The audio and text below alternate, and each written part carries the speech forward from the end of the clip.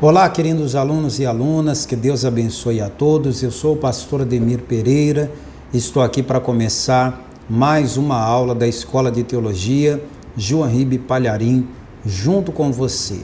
A aula de hoje é uma aula do nível Master, Apocalipse, parte 1. É a aula de número 61, é uma introdução ao assunto e eu espero que você aprenda bastante com esse estudo sobre o Apocalipse. Antes de qualquer coisa, vamos fazer uma oração, vamos pedir a Deus graça, sabedoria, entendimento, para que a palavra dele penetre em nosso coração e em nossas mentes. Senhor Deus e Pai Todo-Poderoso, estamos aqui iniciando mais uma matéria. Eu peço que o Teu Espírito venha nos revelar o que está oculto. Entender o Apocalipse é impossível sem o Espírito Santo para nos dar o entendimento, para nos dar a revelação.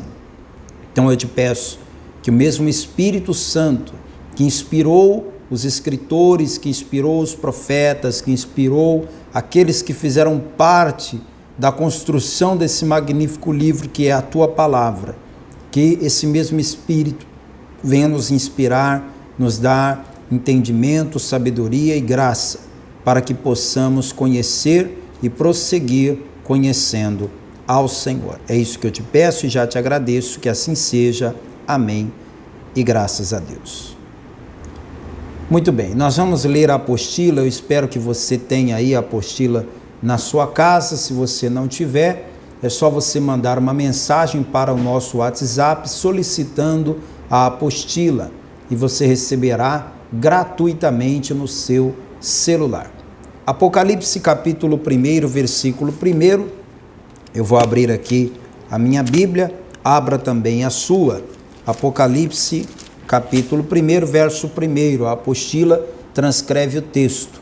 Revelação de Jesus Cristo, a qual Deus lhe deu, para mostrar aos seus servos as coisas que brevemente devem acontecer, e pelo seu anjo as enviou e as notificou a João, seu servo. Está aqui o título e o início do livro do Apocalipse. A palavra Apocalipse vem do grego, aí está a forma como se escreve em grego, e a tradução em grego, Apocalipsis, e quer dizer uma revelação ou desvendamento, uma revelação da verdade, uma manifestação ou retorno à visão. A palavra chega a significar um certo tipo de literatura profética, apresentando os juízos do final dos tempos deste mundo e as visões do mundo próximo. O livro do Apocalipse foi escrito pelo apóstolo João. Nós temos evidências de que foi João, quando diz aqui, Apocalipse 1:1, e as notificou, pelo seu anjo as enviou e as notificou a João, seu servo. No verso 4 cita João de novo, olha. João, as 7 igrejas que estão na Ásia. No verso 9, mais uma vez cita João. Eu, João, que também sou vosso irmão e companheiro na aflição, etc, etc. Lá no capítulo 22, novamente cita João no verso 8. E eu, João, sou aquele que vi e ouvi essas coisas. Então, a autoria do livro não deixa dúvidas. Foi o apóstolo João, autor do 4º evangelho, o discípulo amado de Jesus. E em qual circunstância João escreveu o livro do Apocalipse? Quando ele estava preso na ilha de Patmos, localizada no mar Egeu, a sudoeste de Éfeso. Foi o próprio João quem deu essa informação, versículo 9, a capítulo 1, verso 9 de Apocalipse. Eu, João, que também sou vosso irmão e companheiro na aflição e no reino e na paciência de Jesus Cristo, estava na ilha chamada Patmos por causa da palavra de Deus e pelo testemunho de Jesus Cristo. Percebeu aí? O próprio João está dizendo, eu estava na ilha de Patmos. Vamos ler agora aqui na apostila o que nos diz o teólogo Orlando Boyer, na página 109 do seu livro, O Raiar da Luz em Patmos. Há quase 20 séculos, o fogo de amarga perseguição ardia como nunca. O Império Romano declarava o cristianismo uma ameaça ao governo e ordenara que fosse exterminado. João, o amado e único sobrevivente dos apóstolos, então bispo da igreja em Éfeso, foi preso pelo crime de ser crente em Cristo. Olha só que ponto que a igreja estava vivendo. Ser crente era considerado crime. E João foi preso por esse crime. É lógico que há uma perseguição aqui, há uma tentativa de queima de arquivo, né? Como se diz na Polícia Civil, é quando você quer eliminar alguém que pode manter acesa a chama do Evangelho. Então, eliminar João seria uma boa estratégia dos inimigos do Evangelho de Cristo. Ele foi preso e preferiria morrer como os 3 hebreus a adorar ídolos. Como Daniel, recusava obedecer às leis do país ante as leis do seu Deus. O imperador então o desterrou para a desolada ilha de Patmos. Foi aí, na descalvada e solitária ilha, que Deus concedeu ao apóstolo João a visão da revelação do Apocalipse, ou da vinda de Jesus Cristo. Apocalipse 1:1, o João fala disso. O Senhor, sempre atento para socorrer seu povo, assim fez raiar o verdadeiro fulgor do céu para dissipar completamente as carregadas trevas, tanto para os crentes atuais como para as igrejas da época. Vejamos o comentário do pastor João Ribe Palharim acerca dessa passagem de João, acerca do apóstolo João, melhor dizendo, em Marcos 10, 35 ao 40. Lá em Marcos 10, 35, está falando ali daquela cena em que os filhos de Zebedeu, você sabe quem são, né? Tiago e João, eles fazem um pedido inusitado. Eles pedem para no reino de Deus estar um à direita e o outro à esquerda do Senhor. Olha o que eles estavam pedindo. Veja, comentário do pastor João Ribe. E aproximaram-se dele Tiago e João, filhos de Zebedeu, dizendo: Mestre, queremos que nos faça o que te pedimos. E ele lhes disse: Que quereis que vos faça? E eles lhe disseram: Concede-nos que na tua glória nos assentemos um à tua direita e outro à tua esquerda. Mas Jesus lhes disse: Não sabeis o que pedis. Podeis vós beber o cálice que eu bebo e ser batizados com o batismo com que sou batizado? E eles lhe disseram: Podemos. Jesus, porém, disse-lhes: Em verdade, vós bebereis o cálice que eu beber, e sereis batizados com o batismo em que sou batizado. Mas o assentar-se à minha direita ou à minha esquerda, não me pertence a mim concedê-lo, mas isso é para aqueles a quem está reservado. João será o último dos apóstolos a receber esse tal batismo. A última notícia de que temos a seu respeito foi escrita de próprio punho.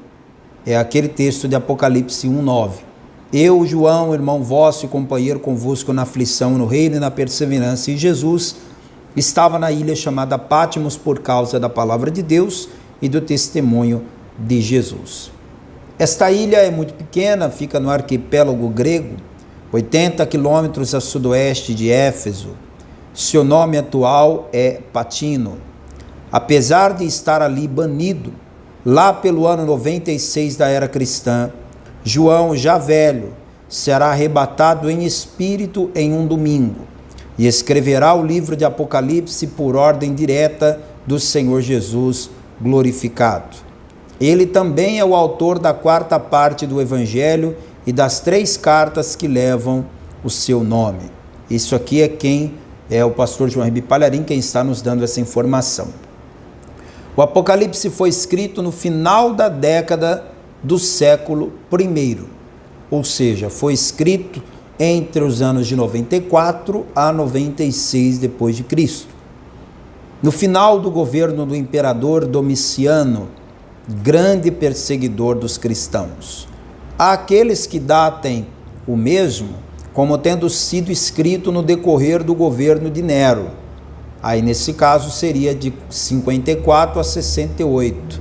Porém, não tem uma boa base para isso, além de conflitar com o que a igreja primitiva dizia. Então, nós acreditamos que o Apocalipse foi escrito quase lá no ano 100 da era cristã. A igreja primitiva estava passando por um período de perseguição tão acirrada que muitos estavam desfalecendo na fé. Era necessário que houvesse uma palavra de alento para que permanecessem firmes em Cristo Jesus, defendendo a sua fé e o Evangelho. João escreve aos cristãos com o intuito de dar esse alento aos seus membros, garantindo-lhes que tudo que estavam passando um dia teria fim e que com certeza a vitória seria de todo aquele que permanecesse fiel a Jesus Cristo e ao seu Evangelho. Nós podemos ler aqui várias palavras de ânimo no livro do Apocalipse, o que deixa claro que João escreve para uma igreja que está sendo perseguida. Abra comigo em Apocalipse capítulo 2, verso 7, e olha o que a palavra promete. Quem tem ouvidos, ouça o que o Espírito diz às igrejas.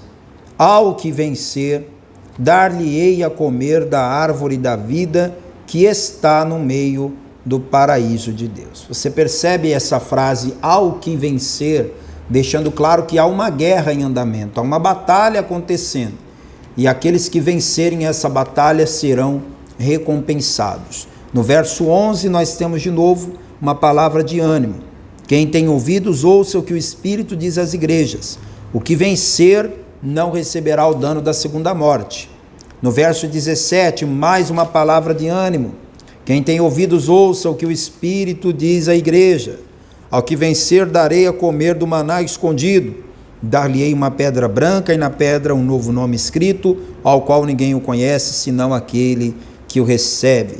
No verso 26 ao 28, e ao que vencer e guardar até o fim as minhas obras, eu lhe darei poder sobre as nações, e com vara de ferro as regerá, e serão quebradas como vasos de oleiro, como também recebi de meu Pai.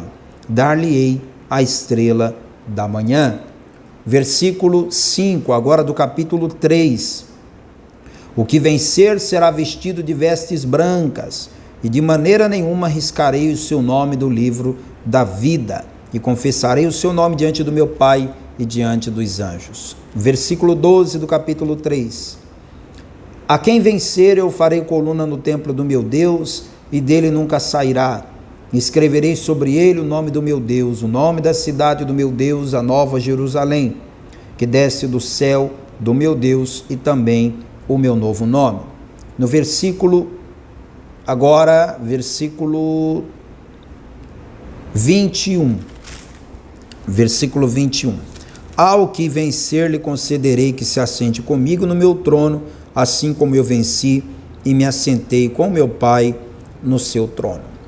Você percebeu que todos esses textos têm a frase a quem vencer ou ao que vencer, deixando claro que estamos vivendo uma batalha. A igreja para quem João escreveu era uma igreja que vivia uma terrível batalha, uma terrível perseguição. Mas se eles vencessem, seriam recompensados. A igreja cristã atual também enfrenta as suas batalhas, muito diferentes, é claro, daquelas que a igreja primitiva vivia. Em alguns lugares do mundo há uma certa perseguição, já em outras partes do mundo já não há, mas toda a igreja tem alguma luta para enfrentar. Mas a palavra garante, se a gente vencer a luta e se a gente chegar até o fim, seremos recompensados.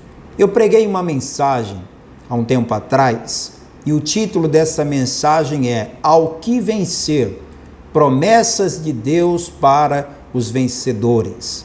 Na descrição do vídeo desta aula, eu vou deixar para você o link desta mensagem. Gostaria que você depois, em algum momento, tirasse um tempo para acompanhar essa pregação que foi gravada ao vivo aqui na igreja que eu dirijo em Natal, Rio Grande do Norte, e você vai ser tocado por esta palavra.